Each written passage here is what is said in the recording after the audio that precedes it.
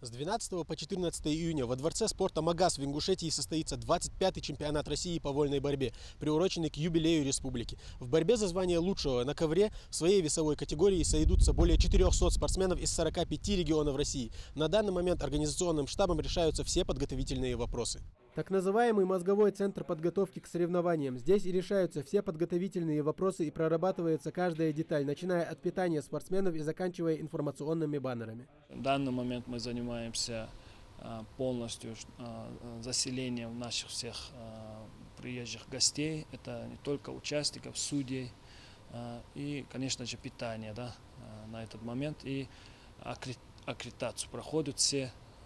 По приезду они все получат свои аккредитационные карточки. Чемпионат России по вольной борьбе должен запомниться не только хорошим уровнем проведения самих соревнований. В первую очередь спортсмены, приезжающие сюда, тренерский штаб и просто гости из других регионов должны видеть масштабность турнира и готовность Ингушетии проводить любые соревнования. Тем более, что турнир всероссийского масштаба и в других видах спорта региону уже приходилось проводить. На сегодняшний день около 400 участников от всех регионов России уже заявили. Это в конце, ближе к нашему чемпионату России, могут заявиться еще более 50 человек, потому что так и бывает.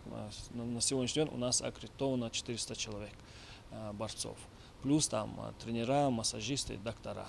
Безопасность участников, освещение в СМИ чемпионата и не только. Все вопросы по предстоящим соревнованиям выносят на совещание под председательством Мадины Гойговой. Здесь и представители СМИ, Коммолодежи, Миннации и Минспорта Республики.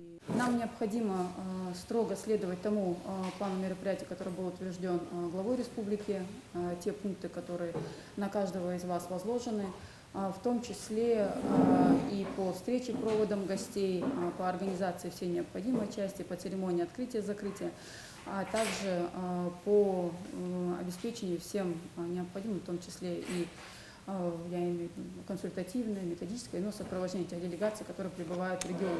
Заезд участников ожидается с 10 июня, а за день до этого во Дворец спорта приедут специалисты из Москвы, которые и установят борцовский ковер. Одновременно будет проходить 3 схватки. Соревноваться борцам предстоит в 8 весовых категориях. Полностью установкой ковра, освещением у нас занимается московская фирма, которая имеет большой опыт по таким чемпионатам.